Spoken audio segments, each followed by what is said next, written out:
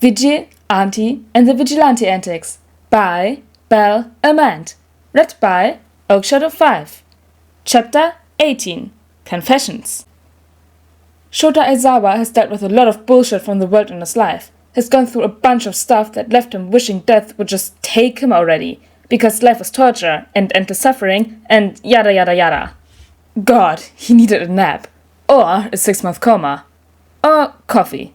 Coffee would do. Because Sting and the Vigilantes he's been hunting down for years, the last thing he could have expected was for them to be teenagers. Fucking what?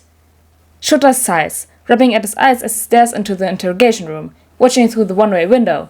Vigil and Ante, the vigilante duo, as they've taken to call themselves, sit side by side in the room, mirror images of each other with perfect posture and hands resting on the table, as if this is some conference or something. Their faces are neutral. Shota can't even find a hint of worry in their eyes behind their masks. This is his life, he supposes. At least the crappy names make sense. Ready to get this over with, Shota heaves out one last sigh before opening the room. Tsukachi follows behind him, muttering something about others arriving soon. Great. More people. Fun. Hello, boys. Tsukachi starts. I'm Detective Tsukachi, and this is... Hey, Razorhead! Vigil practically cheers, like a goddamn child. Oh, right. How did you not see this before? Shota leans against the wall, right beside the door, watching the boys, watching for any sudden movements. The only movement is that of Vigil nearly vibrating out of his seat, and if the smile and carefree tone are any indicators, he's excited. Why are you so antsy? Shota finds himself asking. The other half of the duo, Ante, snorts. You're a hero, Ante says, as if reminding him. Vigil's always been a hero, Nat. That causes him to raise an eyebrow. Is that so? Vigil's vibrations seem to calm, and his smile becomes more bashful. Yeah, I always wanted to be a hero. Then why did you choose to break the law? Tsukachi asks, voice free of emotion. Vigil stilts. I didn't. He was just helping people. Ante defends his partner, although he doesn't seem to defend himself. Odd. Same with Ante. Vigil says. We were just helping people. Using your quirk illegally is against the law, the detective says slowly. I understand that you boys are young. 15 isn't young. Vigil interrupts, and there's a bit of silence. 15. Shit.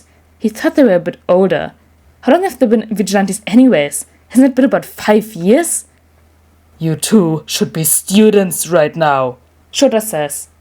Well, technically it's way too late right now. Ante supplies, not helpful in the least. Schools aren't usually open at 2 in the morning, you know. Shota feels his eye twitch, and Tsukachi takes back over. Either way, I know you two are minors, Tsukachi stresses. But you should know that you can't use a quirk to get in a fight. But we didn't, Vigil says calmly. 5 years. Tsukachi starts, pulling out of hell from who knows where. For 5 years, reports have been coming in. Thieves, kidnappers, murderers, villains, all taken down by the vigilante duo. Hundreds of reports of fights, and you want to claim that you didn't use your quirk? Not to get in a fight, Ante says. Only in self-defense. Shota snorts. Dozens of your opponents said that Vigil lands a blow on them before they can even attack. Oh. Vigil lets out, and then says. But I never used a quirk. And how can you prove that? Shota asks. Because I don't have one. The words are snapped out, and Shota pauses. I'm sorry? Tsukachi asks in disbelief. You don't have a quirk. Vigil laughs. He doubles over, gasping for air. But then he stops, and his eyes are cold, mouth set in a deep scowl. You're now Master Tsukachi. Your alias is True Man. Your quirk is called Lie Detector. You can tell when people are telling you the truth. Can you not?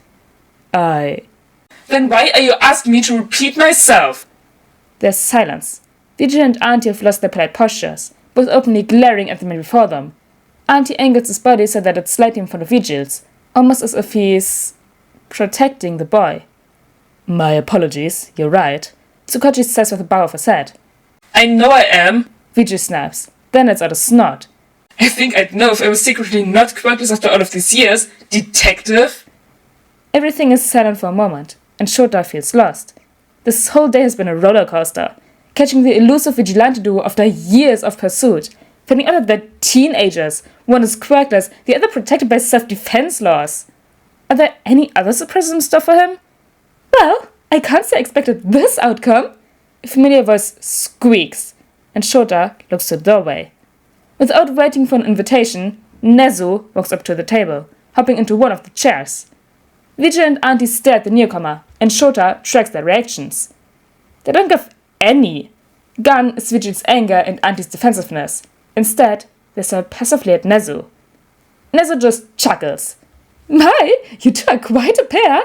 15 years old, and you're already taking the world by storm. What do you plan to do in the future? Silence. Vigil's eyes seem to flicker around, analyzing the room. He's trying to understand what's going on. Honestly, so is Shota at this point. I heard you mention your lack of quirk, Vigil. Nezu starts calmly, and there. Vigil tenses his shoulders slightly. Ante leans a little more forwards. And we all know Ante waits until he's been hit to use his quirk. Technically, you two can't be charged by vigilantism. Shota locks eyes with Tsukauchi, both unsure of what to do. Nezu. Tsukauchi tries, but Nezu rests his paw at the man. But there's always the stealing to talk about. Both boys tense at that, before slumping in their seats ever so slightly. Right, Vigil mutters. Right indeed. Many of your catchers have reported missing money. Our lovely detective here likely has a list of all of your thefts.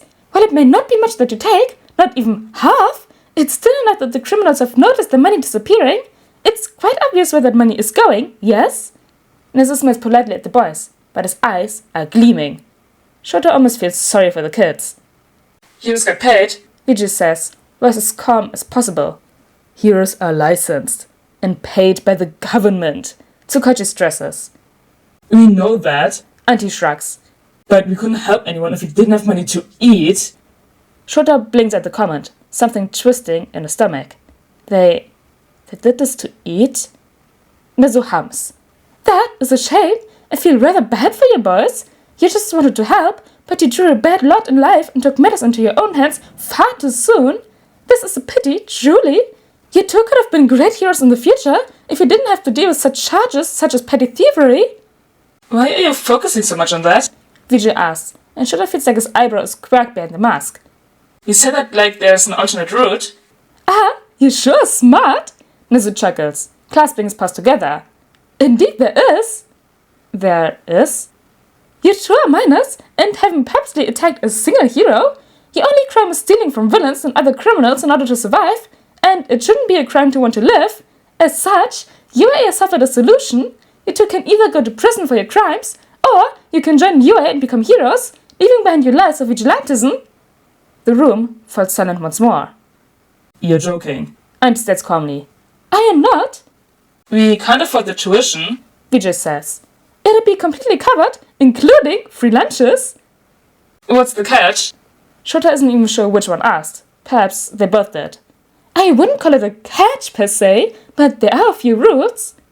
Which are? No more vigilantism. Vigil and Ante cannot keep acting on the streets. They need to leave the jobs to the heroes. I suppose that could work, Vigil mutters. but I'd advise better patrols in certain areas. Of course, we can discuss that soon. There is one other thing too. Which is? You two are orphans, correct? Nezu says bluntly, and the boys stiffen. Shota didn't realize this. How did you guess? Ante asks. Simple. You two said you needed the money to eat, and no 10-year-old becomes a vigilante just for the sake of it, not when they can stay at home with their parents. Vigil frowns. Fine, you figured it out. What about it? I'd like to assign someone from UA as the new legal guardian. I beg your pardon? Vigil sputters, and even Shota is a little thrown by the statement. It only makes sense. You need a guardian, or else you'll be tossed back to an orphanage. With this, you and your friend will be safe, have a place where your needs are met, and... And you can keep an eye on our activities. Ante finishes up. Yes. Shota wonders if the boys will protest. He wouldn't be surprised, honestly. The boys have been independent for years. Would they be willing to accept this? Vigil and Ante stare at each other, a silent conversation passing between them. Then they nod in tandem, looking back to Nezu. We accept. Vigil declares. Great! First things first, how about letting us know your names? Nezu leans closer, smile widening. Of course. Vigil says smoothly. We have manners. In sync, both boys pull off their masks, remaining shorter, just how young they are. I'm Izuku Midoriya, Vigil introduces. And I'm Hitachi Shinzo, Ante finishes. And Shota feels like the incoming year is going to be nothing but trouble. Oh my gosh! They're being adopted by Izawa, probably. Like, most likely. And they're joining the hero cause with the other 1A kids. Yippee! But anyways, guys, I hope you all enjoyed chapter 18 of Vigil, Ante and the Vigilante Antics. And I'll see you all next time. Bye!